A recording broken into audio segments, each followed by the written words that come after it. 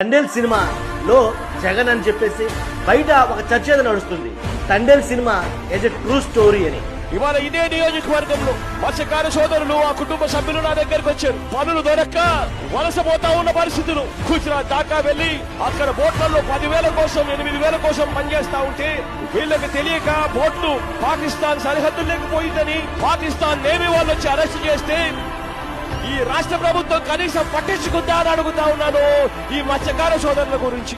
ఇవాళ ప్రతి మత్స్యకార సోదరుడికి నేను భరోసా ఇచ్చి చెప్తా ఉన్నా, మన వాళ్ళను మళ్ళీ వెనక్కి తిరిగి తీసుకొచ్చేట్టుగా చేస్తామని చెప్పి హామీ ఇస్తా ఉన్నానని చెప్తా ఉన్నా. 14 నెలలు పాకిస్తాన్ చెరలో ఉండి విముక్తి పొందిన ఉత్తరాంధ్ర మత్స్యకారులు ప్రాణాలపై ఆశలు వదిలేసుకున్న తమ జీవితాల్లో సీఎం వైఎస్ జగన్ వెలుగులు నింపారని వారు ఆనందం వ్యక్తం చేస్తున్నారు. మాకు చనిపోయిన వాళ్ళు ప్రాణం పోసి మాకు బ్రతికించిన కొంచెం పునర్జన్మ ఇచ్చారు. కొందరు ఎలక్షన్ ముందు చెప్తారు మాయ మాటలు, కానీ జగన్ గారు శ్రీకాకుళం వస్తే మా ఫ్యామిలీ తరపున అందరూ 22 మంది ఫ్యామిలీ వెళ్ళి ఏడుచుకుని మాట్లాడితే, అమ్మా నేనున్నాను, నేను గెలిచిన తర్వాత విడిపించే బాధ్యత నాది, ఆ మాట ప్రకారంగా తీసుకొచ్చారు. జగన్ అన్న గారికి ఆయనకి మేము ఎంతో రుణపడి ఉన్నాం. తల్లి మొదటి జన్మ ఇచ్చిందంటే ఈయన రెండో జన్మ ఇచ్చిన వారికి మాకు ప్రాణం పోతారు సార్.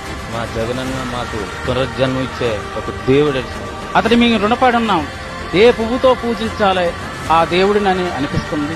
ఒక్కో మత్స్యకారుడి కుటుంబానికి 5 లక్షల ఆర్థిక సాయం అందించారు సీఎం జగన్.